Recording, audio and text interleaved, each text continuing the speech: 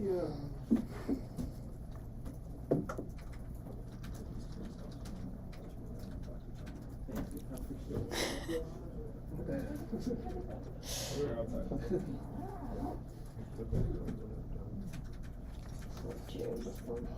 Oh, I was saying cheers to you.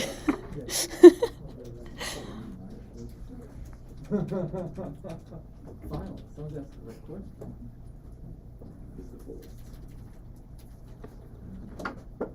These are the instant kills. The headshots. Whatever you like. Yeah. Grab a few more chairs.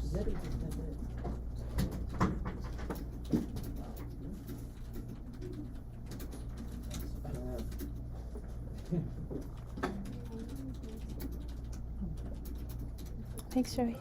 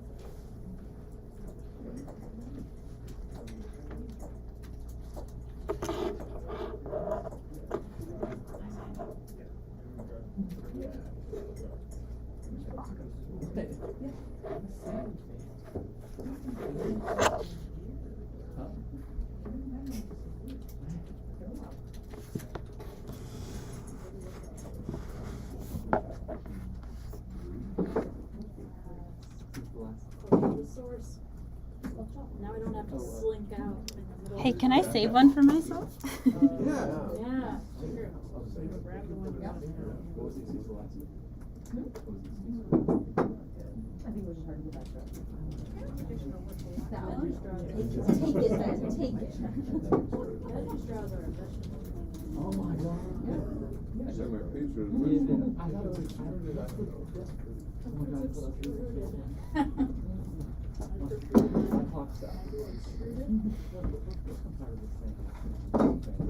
You guys have the most food I've ever seen at a seminar. Yeah, Not that I've been to many, but we just don't do it like this. yeah. We know how to have a good time. Yeah, I can tell.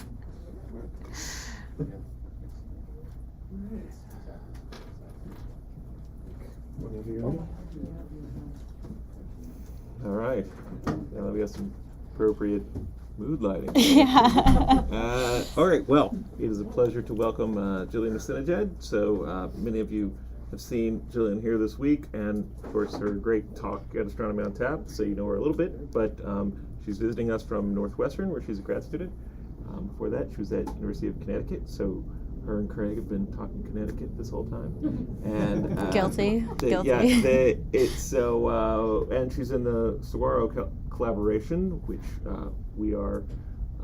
we collaborate with Dave Sand and other people at University of Arizona. So great to have her here this week, and you're about to hear about some really cool new stuff that is not quite published yet, but is very exciting, and you'll be hearing news reports about and things like that later. So thank you. Yeah, Take it thank away. you so much for the introduction. And thank you so much for all having me here. It's really great to be here. It's been wonderful to get to know so many of you, and I'm really excited to share what I've been working on with everybody. So yes, the title of my talk is Exploring the Diversity of Neutron Star Merger Counterparts. And so this is work that I've done with my advisor, Wenfei Fong at Northwestern, and lots of other people that I'll thank at the end, including people in our little Saguaro collaboration here. So just to get started, so for those who might not work with neutron star mergers that much, of course, actually, if you're at LCO, you've definitely heard of this before, GW 170817, which was a binary neutron star merger that was localized at only 40 megaparsecs away. So this was two neutron star mergers that we detected their merger through gravitational waves. It created likely a compact object remnant that was a black hole. We also were able to observe jets coming off of it, and in addition to that, we observed a short gamma ray burst. So these jets also produce some emission that's called afterglow. This is synchrotron emission. It's broadband, and it's produced by the jet slamming into the ambient medium. And then really excitingly, we observed this transient called a kilonova that accompanied it. And so seemingly every telescope in the world turned to look at it, including many people here or many telescopes that LCO is a part of. It's very interesting to see this up on a screen. The colors are not exactly what I wanted. But you can see this really well-sampled light curve because it was detected at only 40 megaparsecs.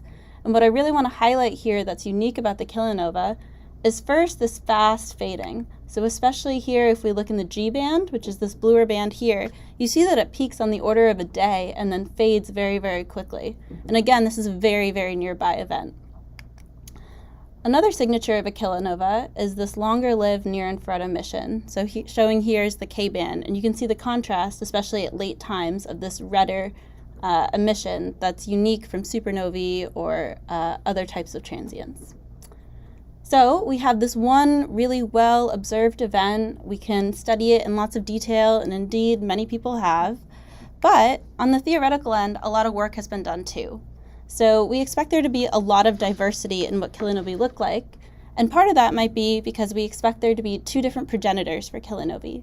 So we think not only binary neutron stars, but neutron star black hole mergers can create kilonovae. In addition to that, so we think that there was a fairly prompt collapse to a black hole following the merger of 1708-17, and so maybe we have a good idea of what a prompt collapse to a black hole kilonova looks like, but we also expect that there could be some neutron star remnant, a hypermassive neutron star, supermassive neutron star, that's supported on the order of a few milliseconds before collapsing to a black hole. Or, if the two components are light enough, you could have an infinite lifetime neutron star remnant. And so we expect that this would all leave imprints on what the neutron star ejecta looks like. So here I'm showing a histogram. So on the x-axis is the electron fraction. And so all you have to keep in mind is that lower electron fractions mean that there's more R process, more redder ejecta. Then the y-axis is kind of a histogram of the ejected mass per bin for the electron fraction. And so what we see is in the prompt collapse case, we create a moderate amount of fairly red ejecta, whereas if we have more of a longer-lived neutron star remnant, we can create lots and lots of bluer ejecta. So that's maybe a signature that we could observationally detect and perhaps tie back to what the progenitor and remnant was. Of course, as I said, we also believe that neutron star black holes create kilonovae due to the fact that we expect a lot of the ejecta would be produced from the tidal interactions, which in general have a higher concentration of neutrons, which we expect produces more our process, nucleosynthesis. We also expect these to have redder kilonova as well. But, of course, so what this grid is showing is on the x-axis chirp mass, and then on the y-axis effective spin parameter. And so we don't expect that all neutron star black holes create kilonovae. It has to do with these two parameters. So what's the ratio between the two different masses? Is one just going to swallow the other? And then the spin can affect that as well. How much of the ejecta is going to be pushed out? And so if we just think about the two bona fide neutron star black hole mergers from the last gravitational wave observing run, we see that they were not in the regime that we would have expected them to create kilonova emission already. That does not mean, of course, we did not go follow them up and look for it, and indeed we did not find any. But this just means that so far the neutron star black holes that we're seeing aren't producing kilonovae that we can follow as well. So what are some of the top level questions that I'm interested in? Well, the first one is just, are neutron star mergers the only site of our process nucleosynthesis in the universe? And so you can do that, by looking for another source of our process, or you can do that by trying to constrain the diversity of kilonovae and their progenitors, so their rates and how often they happen. And so I don't have time to talk today about looking for a new source of our process nucleosynthesis, but I will say those who went on a boat might be close to looking for it. But I am going to talk today about how we can use current observations to probe the diversity of kilonovae and their progenitors. So what are some of the ways we can do that? Well, the first way, this is not one I'm going to focus on, but it is one I want to mention, is that there are a lot of large surveys out there now, and they are looking, kind of blindly for kilinovae. And so they haven't found anything yet. There's been a couple candidates that people get excited about, but thus far, we only have upper limits from these large surveys. Another way, and of course, the reason that we're all here is because, not all of us, me anyways, the reason that I'm here is to look for kilinovae falling gravitational wave detected mergers.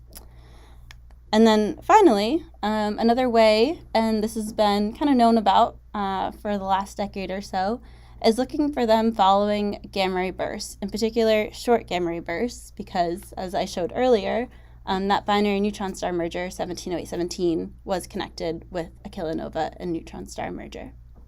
So these are three sort of ways that we can look for kilinovae and try to observe them and constrain their diversity and probe those broad top-level questions.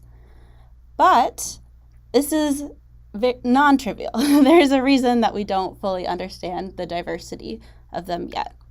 And so here I'm going to contrast some of the challenges of observing kilinovae from short gamma ray bursts and gravitational waves. And I'll do this before I start to get into some of the work that I've been doing in the past few years to try to address these challenges. So the first, start on the left here, that is the localization of one of the neutron star counterparts in the last observing run for gravitational waves, which is basically the whole sky. And so a lot of the time we did get localizations like this, and it was very hard, basically impossible, to find a counterpart in the entire sky. So that is a strength of short gamma ray bursts, is that when you have the localization of the gamma ray burst, and then you have a beautiful instrument like SWIFT up there that promptly tries to localize the X-ray afterglow, you can indeed follow it up. Also, because you're detecting the short GRB, you're assumed to be on axis down the barrel of the jet, and so you can start to detect counterparts at other wavelengths, like in the optical or the radio, as is shown in this figure. So that's an advantage for short GRBs.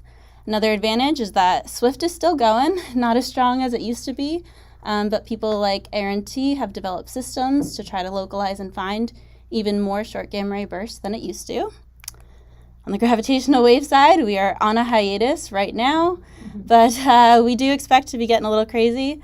Last time I gave this talk, it said August 2022. I wanted to leave that there as a fun thing for everybody, because now it is March 2023. But we're expecting that things will get a little crazy, but at the moment, GRBs are still being detected. So another difference between short gamma ray bursts and gravitational waves is that for short gamma ray bursts, we're detecting them across a really wide redshift range. So this is just a graphic. Don't look at it too closely. But what it's showing is that we're detecting these gamma ray bursts, for the most part, much farther away. They have a median redshift of about 0.5, whereas at the moment, our current gravitational wave detectors are only really probing the local universe. And then finally, a complication with looking for kilinovae is that you have to extricate that kilonova emission from the synchrotron afterglow. And so that means in order to constrain the afterglow, you need to have broadband observations. So we have telescopes that observe in the X-ray, in the radio, even in the millimeter now, that are starting to detect short gamma ray bursts. And so we hope to use that to constrain the afterglow. And we're pretty sure none of those parameters are degenerate, but it's still really non-trivial. And then, of course, on the gravitational wave side, you get some sort of information from the gravitational waves themselves about the viewing angle, but it's really unconstrained. And some theoretical predictions say that your kilonova will look different depending on what angle you're actually looking at. And of course, an overarching problem with searching for kilinovae is that these things are very fast fading. So I like this figure from Yair's paper, contrasting all these different types of transients with the kilonova.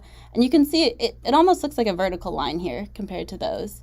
And so this fast fading nature peaks at around 10 to the 41 ergs per second, so it's not really that luminous. These all make looking for kilinovae pretty tricky. So there's two ways that I'm going to talk about today, looking for kilonova diversity using observations. So the first question that I'm going to talk about is how can we improve optical follow-up strategies for the next gravitational wave observing run to widen our sample of local universe kilinovae?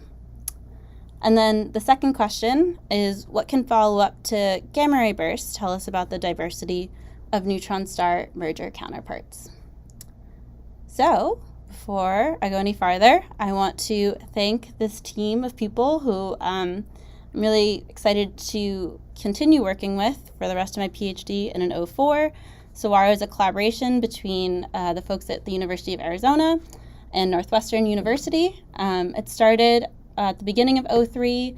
Mike and Carrie really led the way on a lot of things. Of course, Dave and Wenfei are our fearless leaders. Griffin and I joined later, and then there's even more people at Arizona now that I do not have photos of yet. So to talk about the paper that we published doing some exploring that question that I just presented, I want to start with a little spoiler alert. There's no confirmed EM counterpart found during the third gravitational wave observing run. And so what can we do to make this better? That's the question that we were kind of thinking about. So even in the best of times, the best case scenario, I would say during 03 was the event GW 1908-14. So maybe if you look at the mass ratio there, it's not the best prospect for finding a kilonova counterpart. However, this is a beautiful localization. This is just, compared to what I showed you earlier, this is very well localized. Lots and lots of telescopes could find this. It is a little bit far away, but it's not too far away in the end. So good ingredients for community follow-up. And indeed, many, many people did. There was a huge mix of optical follow-up strategies. Some people decided to get multiple bands and look for colors, but that was at the risk of incomplete coverage or depth. Other people took strategies of doing mosaic tiling versus galaxy-targeted searches.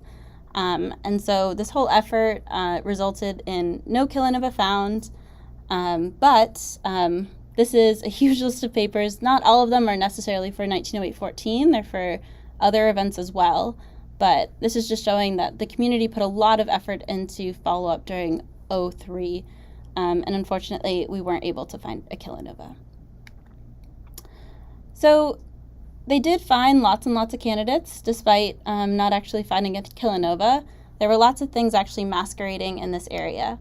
So these could be things, you can tell I reused a lot of these things in the AOT talk, but these could be things that are objects near our solar system, like asteroids. We could also have contaminating other transients that are actually astrophysical transients, like supernovae, that we have to classify and remove from our sample of candidates. We could also have things like AGN that flare and change and maybe aren't cataloged.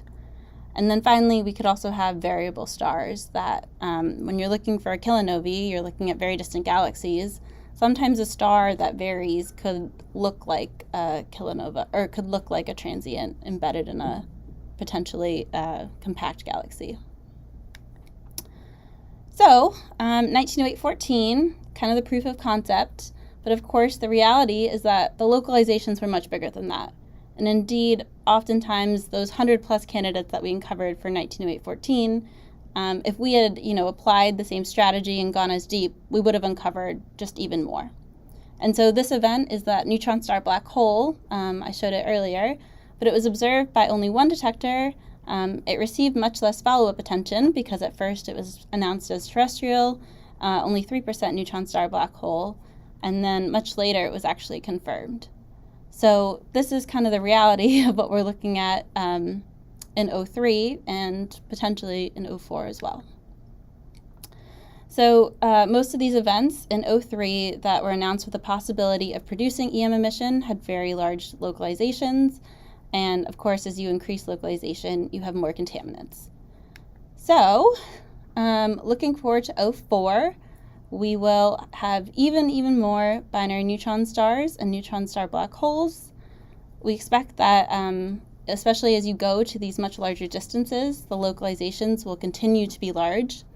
And even the most exciting, well-localized events can return many, many candidates. So this figure on the left is showing the expected distances, if you pay attention to the left hemisphere of it, of binary neutron stars. The yellow here shows the expected distribution of those neutron star mergers in redshift. And you can see that as we start to expand, we will hopefully have more neutron star mergers, at least from a rates perspective. But we'd also have worse localizations because our detectors are less sensitive at greater distances. So, the question that we sought to address within Saguaro was, how can we best leverage free tools available in real time to streamline future candidate follow-up? And then finally, just maybe out of curiosity, of the remaining O3 candidates, could anything actually be a viable kilonova? Sorry, did I miss? Were you? Okay. Just had a question. So you mentioned that for 1908-14 you had 100 plus candidates. Were these 100 plus all within the final error bars or within the initial base star error bar? That's a good question. I believe you were second author on Charlie's paper, yeah. Usually, like, they push it, so most map contours are like the 90th percentile contour and then the inner 50th. For, at least for Charlie's paper, it went out to like the 95th and the 99th percentile. So, But on the first one in this class. on the final contours. Okay. Yeah. So what we decided to do was a systematic analysis of O3 candidates. So because we were interested in candidate follow-up, we decided to look at the candidates of events that were not necessarily bona fide GW events. So those are there in white, but of course we looked at events that were also in the GWTC catalogs. So we looked at both binary neutron stars and neutron star black hole mergers. Of course, we took the most recent localization maps of each of these, and we looked within the 90th percent localization. So then these events, we wanted to know what their kilonova candidates were. So I had fun going through all the GCNs by hand. That was about a month, so I really liked doing that. We went through the GCNs, and then we also gathered candidates from TNS. So we took candidates that were newly discovered within 5 days of the GW event, and then again, the 90th percentile contours. Is that a real GCN logo with all people holding hands around the world?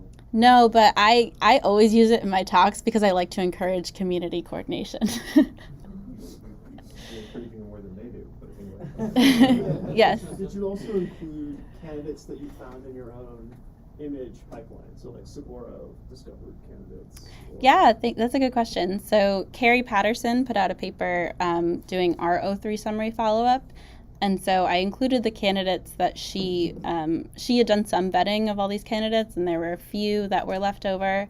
So we did include them in our sample, but there weren't that many that were left after Carrie went through it all. So the sample that we started with was 653 candidates. So this is just showing a histogram per event for the number of candidates. I can make it a little bit bigger. And so you can see where the candidates were gathered from. A large fraction were from the transient name server. Some were from GCNs only, and then about a quarter were reported in the GCNs themselves. And so you can see for 1909-30T, that was that really poorly localized event I showed earlier. You have a huge number of candidates, mostly from TNS. Really interestingly for, let's see if this works. Okay. For 1908-14, which I said had the best localization of the ones in our sample, you had a lot of candidates, but that's because a lot of people went all in on this follow-up effort and went to much deeper, to greater depths than they would for other typical events. So this was our starting sample. And so what did we do to it? Well, we vetted these candidates. So I'm dividing our tools here by those available in real time. And then because our second goal was to just figure out if anything left is a viable kilonova candidate, I'm putting things here on the right that would be available weeks after the event. Okay, so the first one was just going through catalogs. So vetting for AGN, for point sources in the Pan-STARS catalog, for variable stars using Assassin, Gaia, etc. And we ruled out about 12% of those candidates. Yeah, another question is, are you just doing this like based on like a radius match, or for like AGNs, are you using like W colors, something like that? No, so we just use cross matching. So AGNs, we used a slightly smaller radius, I think of only an arcsecond, right? Because you can have a nuclear transient. For variable stars, we used a radius of 2 arcseconds, but we did like check those papers and figure out kind of the resolution before we did that. But it just ended up that for each of the catalogs, we used a 2 arcsecond radius. Characteristic radius for that. Yes, yeah. Okay. The second thing that we did was we searched for pre-merger detections. So with a kilonova, we expect it to peak after the event happens. We don't really expect to see emission before the merger itself. And so we can rule out anything that was detected before the actual GW event.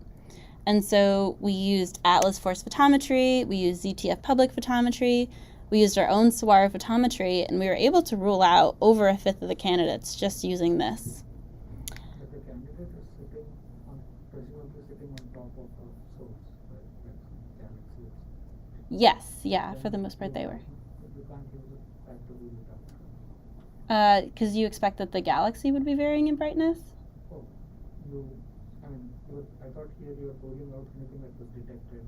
Oh, so a lot of these pipelines, like the Atlas force photometry, they do their own difference photometry before they report values to you. Yeah. Oopsie. So the next thing that we did was we associated candidates with host galaxies, and we compared things with known redshifts to the GW event distance. So we utilized not only spectroscopic catalogs, but we also utilized the SDSS and Legacy Survey PhotoZ catalogs.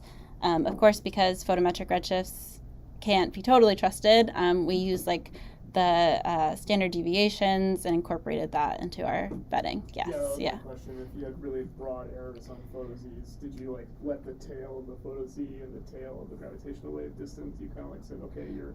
Yeah, I think we did 90th percentile for the gravitational wave distance, and I think we used the 1 sigma error bars for the PhotoZ, which can be fairly large for sure. But you should double check the paper.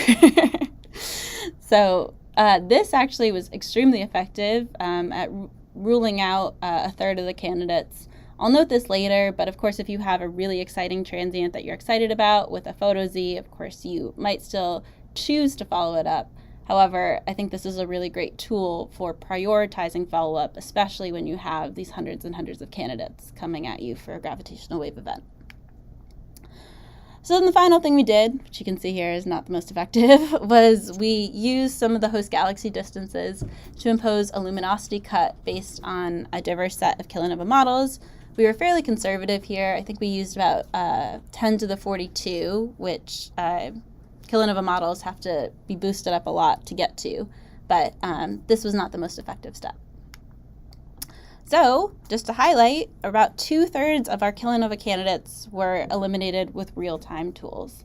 So I think this shows that, especially with pre-merger detections and host galaxy distances, we are really gonna, we hope to really incorporate these in 04 and utilize them. Okay, so the next things that we did was we had done this completely blind to what other people were doing, and all the papers, the many papers that I showed earlier that had come out about 03 candidate follow-up. So then what we did was we said, okay, let's look at what the GCNs and literature said, what people use spectroscopy or photometry or just other reasoning to rule out. And so that got rid of a bunch of these candidates. We also searched ourselves using those same photometric catalogs for detections after 30 days. You can see we're narrowing that remaining wedge there. We're only at about 100 left. The next thing that we did was we just used TNS classifications. And then finally, we compared the light curves to a diverse set of kilonova models. So for example, if they were rising after a few days or so, or if they were completely flat for multiple detections, I went through each of the light curves by hand. And knowing what kilonova model light curves are expected to look like, use very conservative cuts to rule out 30 of them. So in your cut based on the GW event distance, did you use like the null detection by Swift or something to help you with? Can you say that one more time?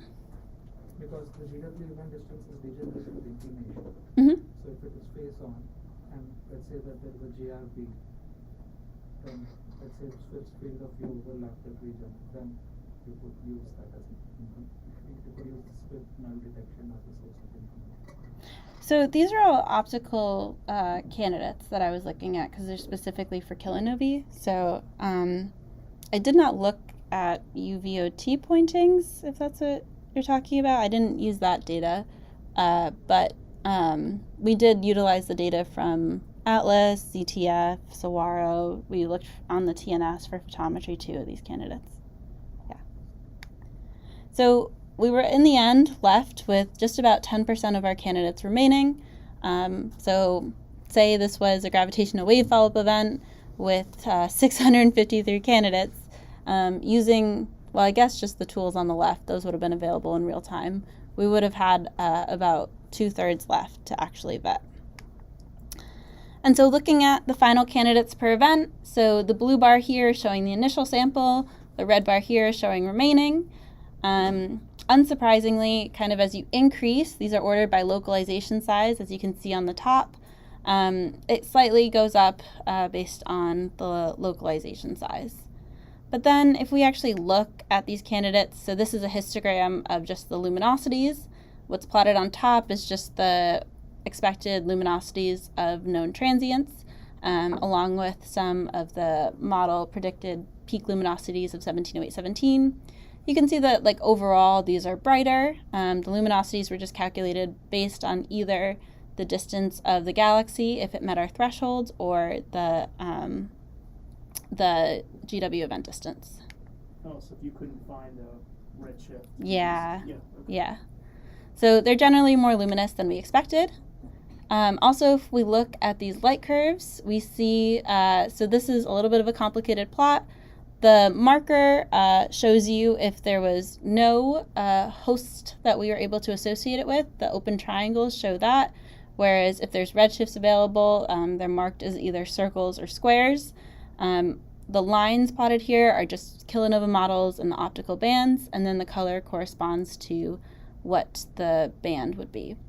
So a lot of these are just single detections. We can't say much about them. Most don't have color information, so none of them are interesting or convincing as a kilonova. So this conclusion is looking towards the future. So when I was going through the GCNs, I also took note of any spectroscopic or photometric follow-up that was reported.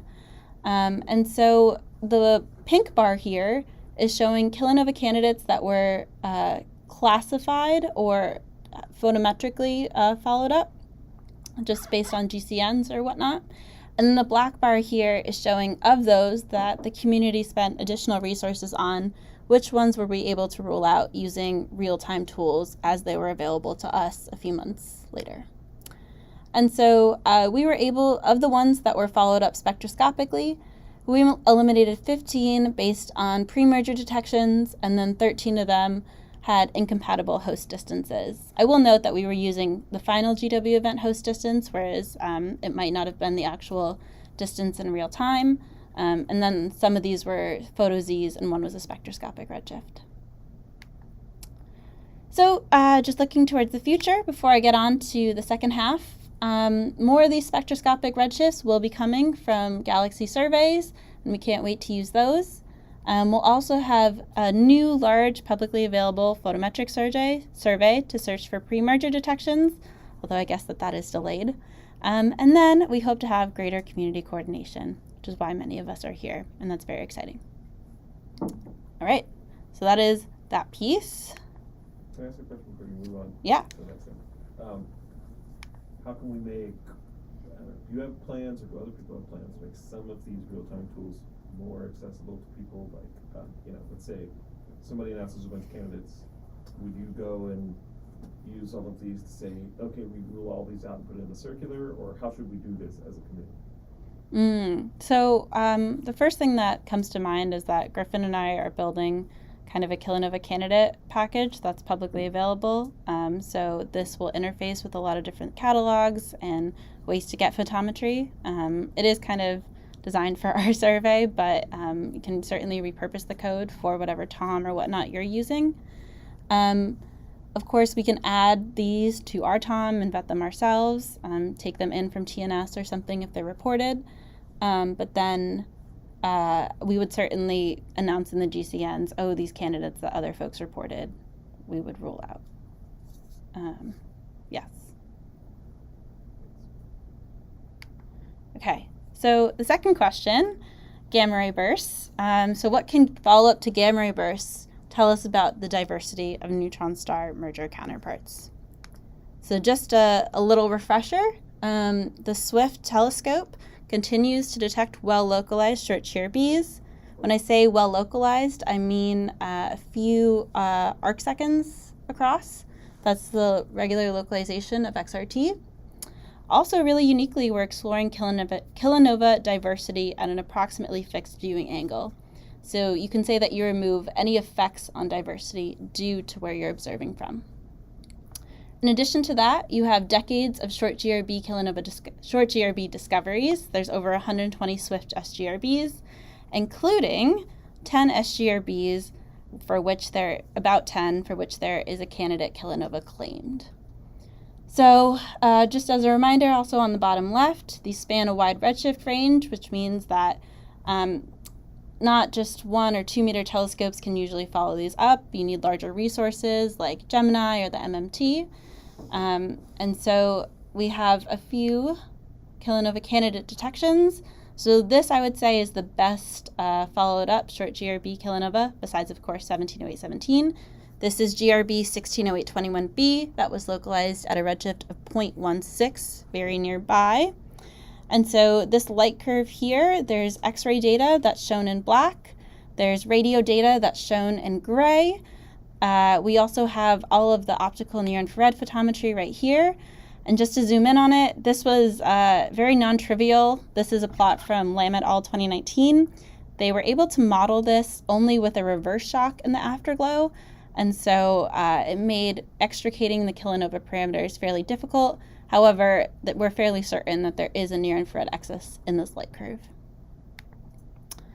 So this was some of the work that I did my first 2 years at Northwestern. So I took all of the short GRB optical near-infrared data, and I wanted to compare it to AT 2017 GFL. And so on the x-axis here is just time. The y-axis is we put everything in luminosity space. So everything on this plot, all of the circles or stars are detections, all of the triangles are upper limits, and we matched it in rest frame time and approximate rest frame band to the light curves of 17 GFO, and we took a ratio. So if something falls along this one line here, it falls exactly along the light curve of 170817. And so what we see here is that things that are stars, that are kilonova candidates, tend to be, and this can certainly be an observational effect, they tend to be more luminous in bluer bands than 17 GFO.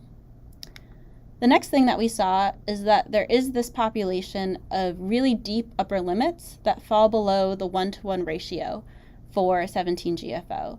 So this implies that 10 of the 85 short GRBs that were in the sample that I looked at had kilonovae that, at least in the bands that there were observations for, were less luminous than 17 GFO. Sorry, just this is comparing the afterglows. So a lot of these these are just because we don't know necessarily what's afterglow, what's kilonova. That wasn't the point of the paper at all. And that's actually why upper limits are really good, because you don't need to know what it is.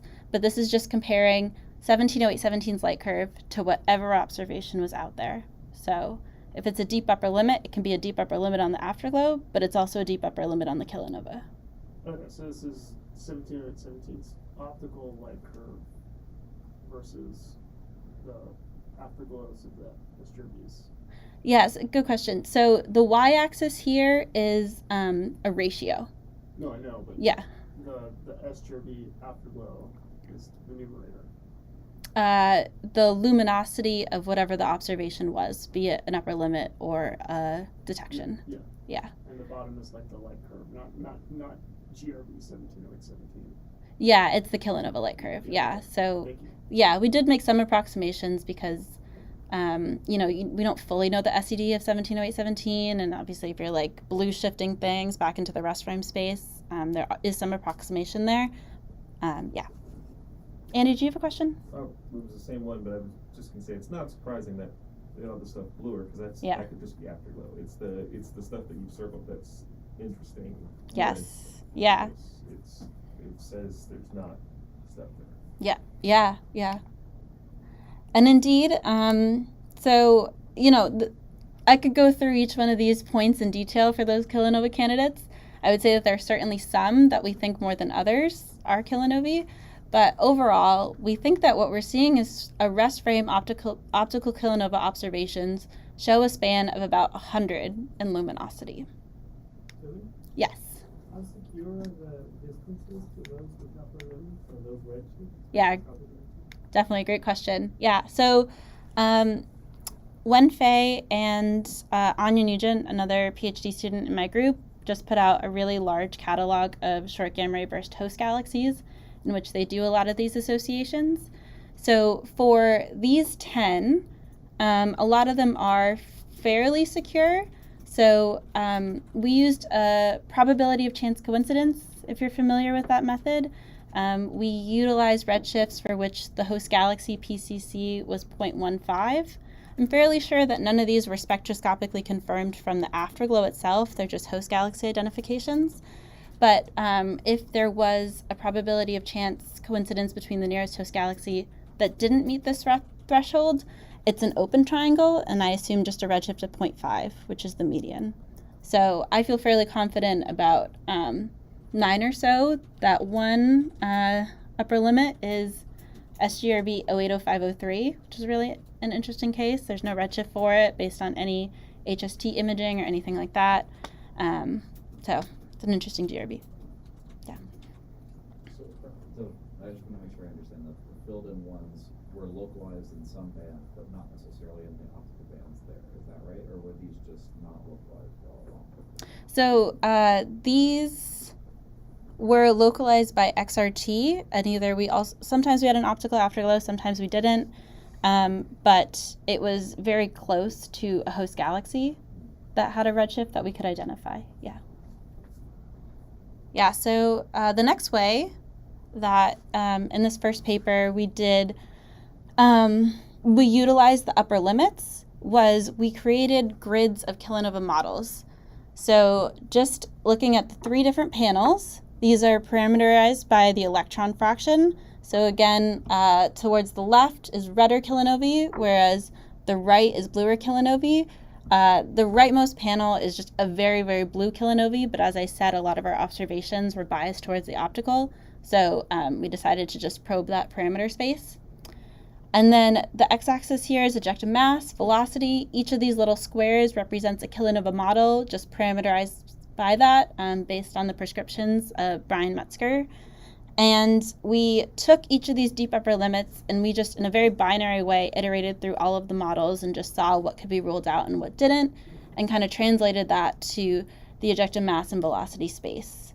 The other things that are labeled on here are just estimates based on previous short GRB kilonovae or models. And so what I think this plot shows fairly well is that current short GRB observations constrain blue ejecta diversity much more than red ejecta.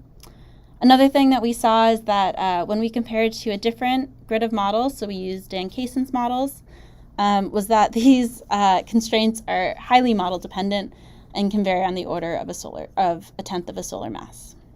Yes. When you have the AT 2017 GFO models, like at the high electron fractions, are those essentially like the blue kilonova? Like if you think about the kilonova as being 2 components, and so then the YE of 0.15 would be like the red kilonova component?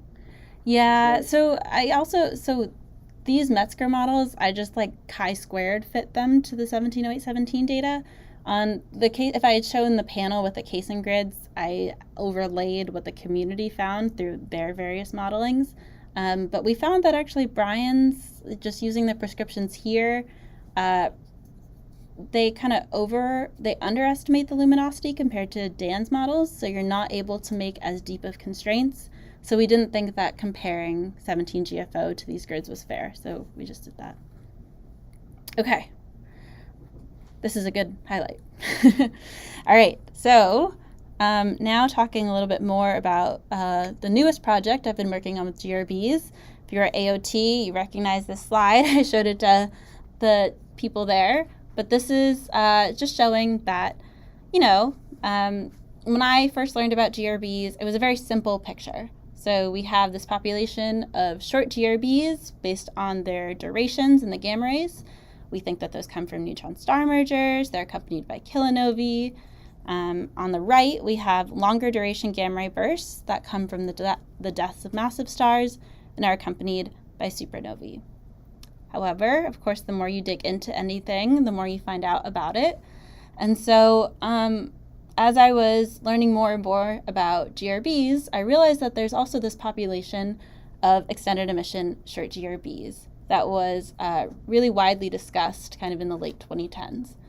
And so this is showing the gamma ray light curves of several extended emission short GRBs. You can see that for each of them, there's this prompt spike. I forget what these are binned. There's two different bins. So the black, I think, is a shorter binning time, and then the blue is a longer binning time. But in each of those, you can see that there's a prompt spike of about less than 2 seconds. So, okay, fits with the normal short GRB. And then you have this softer tail of emission. So it's spectroscopically softer. And then people doing kind of analyses of these SWIFT or BATSI GRBs found that about 25% of them have some sort of extended emission. And you can certainly see that the ratio between the extended emission and then the prompt spike varies depending on the gamma ray burst itself.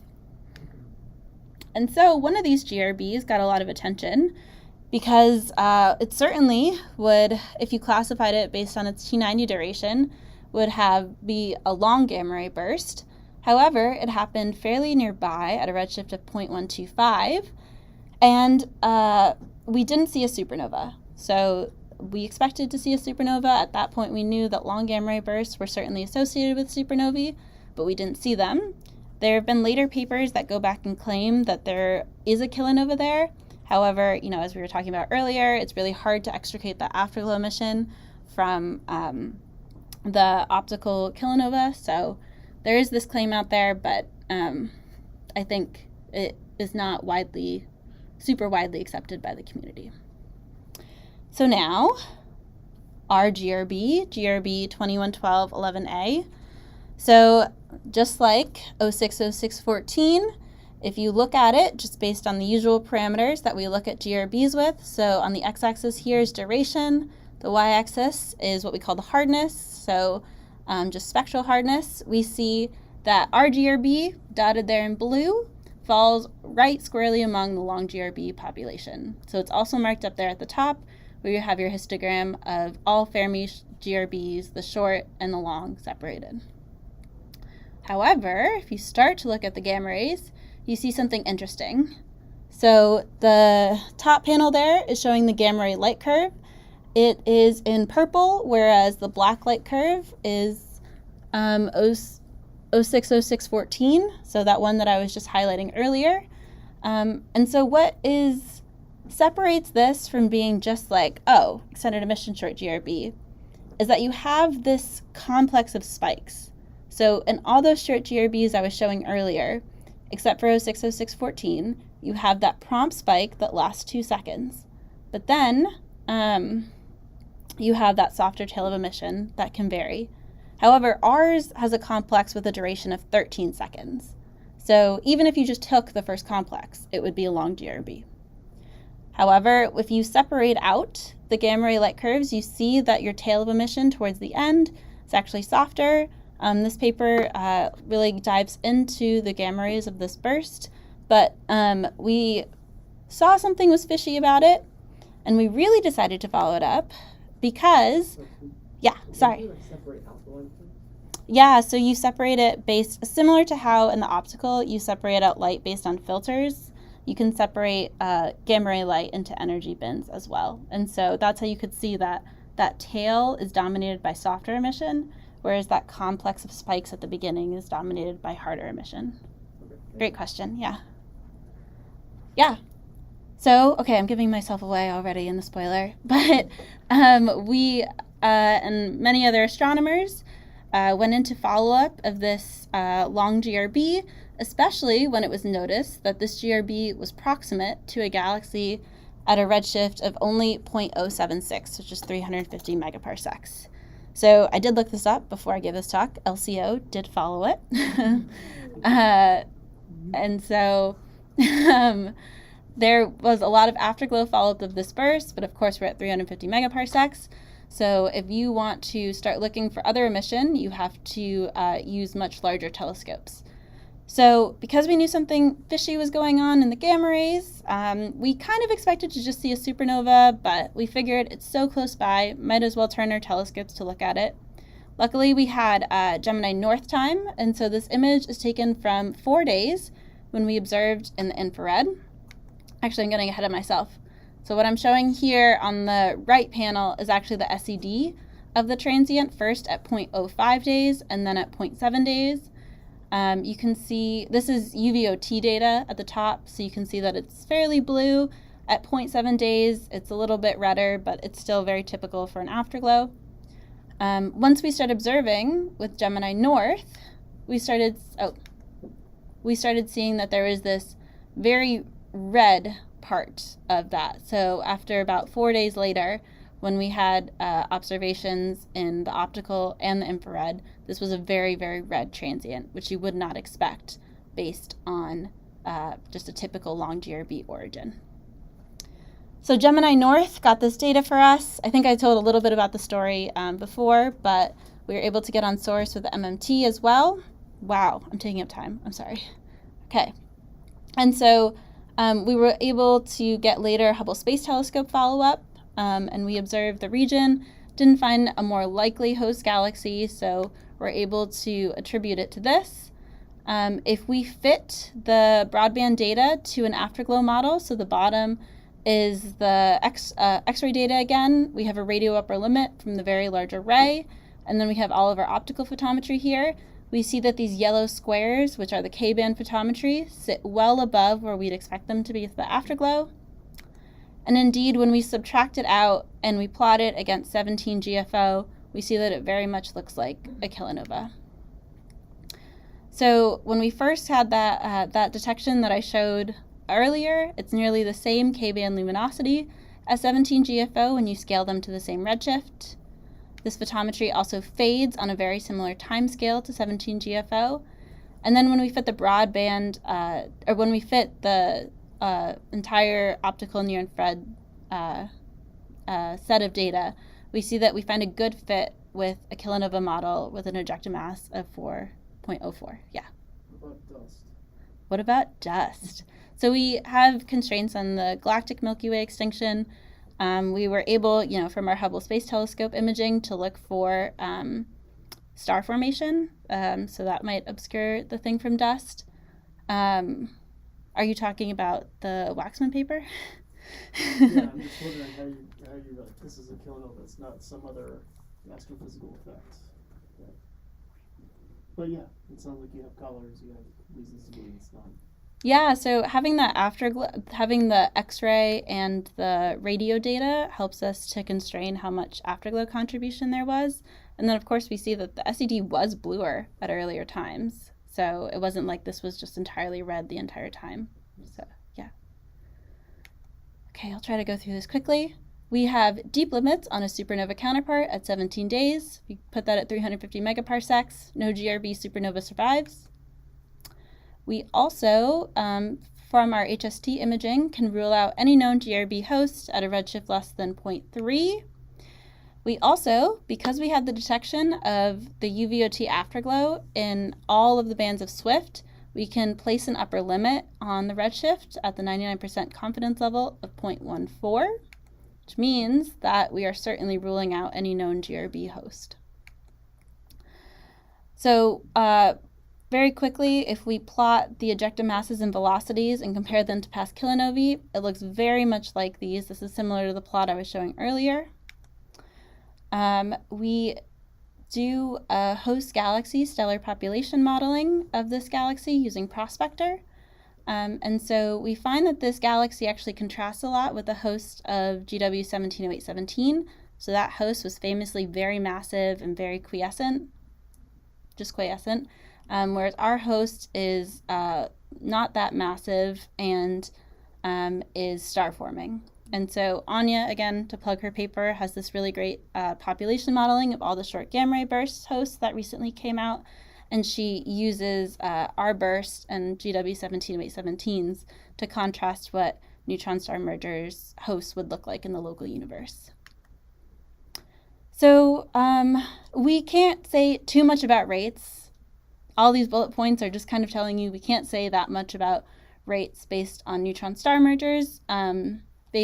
We can't say that much about neutron star merger rates from short gamma ray bursts because we just don't have a large enough population of these kilonovae yet. But we're building it. So then, to get into the last pieces of this, so what causes the extended gamma ray emission? So one of the explanations is that you have a neutron star black hole merger. So late time fallback accretion from the tidally disrupted material in the merger could potentially be trapped and then accreted onto the remnant object and cause that extended emission. One reason that we disfavor that is because in our kilonova modeling, we find a moderately sized blue component, and we would expect a neutron star black hole kilonova to be redder, but of course we've never seen one. So the next explanation is that there could be a magnetar remnant in which rotational energy is imparted into relativistic winds. This is something that was been suggested for like 15, 20 years or so. And really interestingly, and Ben Gompertz has a paper that gets into this a lot more, but it is there is a signature in extended emission GRBs in the X-rays. So they have this characteristic timescale. And then this could potentially match with when we would expect the neutrinos that would come from the magnetar to become optically thin, potentially let out some of that extended emission. And then I also want to note this other paper that proposes that this came from a white dwarf neutron star merger. But of course, we hope that future coincident gravitational waves and long GRBs will help us uncover it. So this is the end of my talk. Here are my conclusions: that candidate vetting can reduce the number of viable candidates by up to a third. Also, current observations demonstrate some sample trends in kilonovae, including a diversity of a factor of 100.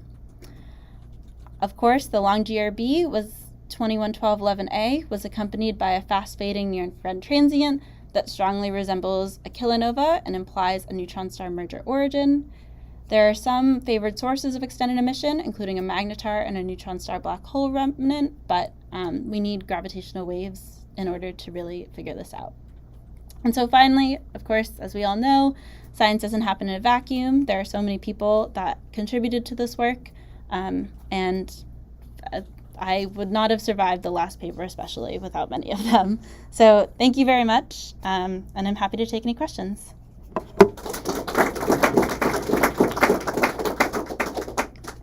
Yeah, here? So in terms of the afterglow, how does it compare to standard short or long GRBs? Yeah, good question. So the afterglow parameters are fairly typical of a short GRB. So we looked at them and compared them to the parameters in One Phase 2015 paper, and none of them really stood out or anything. The gamma of the afterglow is fairly unconstrained. So Gavin Lamb did the MCMC modeling of the afterglow, and he wasn't really able to constrain it that much, but all the rest of the parameters were.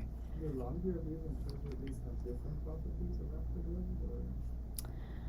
or? Yes. So of course, the ambient density around a long GRB is higher because you're coming from a massive star instead of just a neutron star merger origin. Yeah. So there's a set of equations that we use from Greneau and Sari 2002, and so those allow you to fit the SED at different places in time, and so you can. Observational properties of long and short afterglow, regardless of Oh, well, long DRB afterglows tend to be brighter, and they all fade with power law decay. Yeah. So this one in the afterglow is more like a short wave. But I mean, there's some overlap, right? And so I think it's not definitely one or the other. I would say, yeah. It's kind of an interpretation question. So, like, if this long gamma reverse is associated with like a kilonova-like object, but there was blue emission too in this, which was surprising for 17017 to have blue emission. And I think that lets maybe some credence to like there being like a magnetar or some kind of remnant there that's picking up the electron fraction. Like, how do we think about our process enrichment? Like, it seems like as a very different kind of explosion happened for this one versus 17, but they kind of have the same kilonova almost, right? Because you plotted it against like, 17. So yeah. So my talk was designed about like exploring kilonova diversity, but in some ways it's very comforting, right? That this kilonova looks exactly like 17 GFOs, because that makes us more sure of it.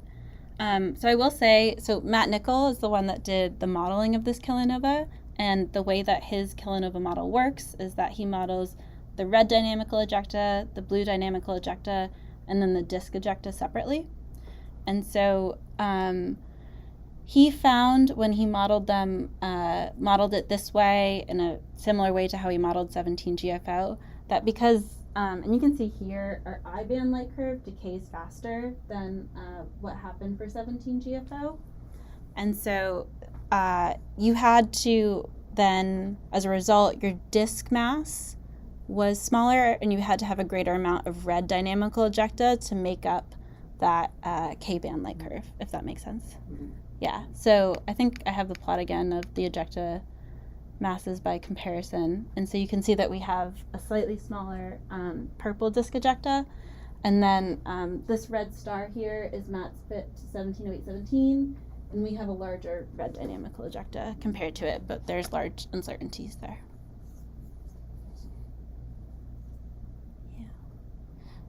Yeah, Curtis. So if you look at the size of the localization of the 18 from 03, that was quite a bit smaller than 0817 was, right? Yeah, I don't know the size of 0817, but that was 19 square degrees. 30 square degrees. Okay, yeah, so 2/3. One of my questions is, Well, it was 19 in the final localization. Really high was a bit larger. yeah, it's still a bit larger, but we still ended up with, even after the fact, we still ended up with 60 MLK bits on those. So what are our prospects for finding stuff from 04 given that same type of localization? Is this just due to distance that we're just not getting as deep, or like comparatively we found 0817 really easily, right? Yeah. So are you asking if we have another 0817, is the kilonova gonna get lost? I guess it's more like, do you think any of those candidates in your 08 or at your 18 event is a kilonova and we just missed it, or is it fundamentally not there? Because you showed upper limits on some of these things, right? Well, Sorry, I think 60 was the entire. Yeah, that was 03, all of 03. Not just one of it. Yeah. Not just one. Across 650, all of- yeah. Okay, I The didn't. final 60 that you ruled it down to. Yes, Yeah. that was across Sorry, all. across all of them. Yeah. Okay, that's a good Yeah. section. Okay, sorry, I didn't understand. But I mean, I guess, yeah, we didn't find anything associated with that event, right? And yet we did with 0817. So what's kind of the distinguishing factor there? Is it just the distance? Are you talking now about 190814? I think part of it is the mass ratio is huge, right? So you wouldn't necessarily expect a luminous transient if you have a 20 solar mass black hole that's not spinning. You also, right, have your distance at 240 megaparsecs instead of 40, so your upper limits, as you said, with a different mass ratio, maybe you have a underluminous kilonova compared to 17 GFO, and if you put it at a farther distance too, your upper limit can constrain less, of the models. But I think Yeah, Charlie's paper, you do constrain the ejective mass Yeah, space, yeah. It's one of those things where like if it was a neutron star black hole merger as opposed to a binary black hole merger, it probably was disrupted within the event horizon Yeah. for that event. Speak Jillian one more time. Thank you. Take some snacks with you. Jillian, I have more questions for you. Ah, But y'all can talk after. but you're supposed to talk to Lindy. Oh yeah. Julia, I just wanted Somebody, I took my neighbor to AOT. Oh. And she ran into two of her friends there. I don't know where they came from. And they said,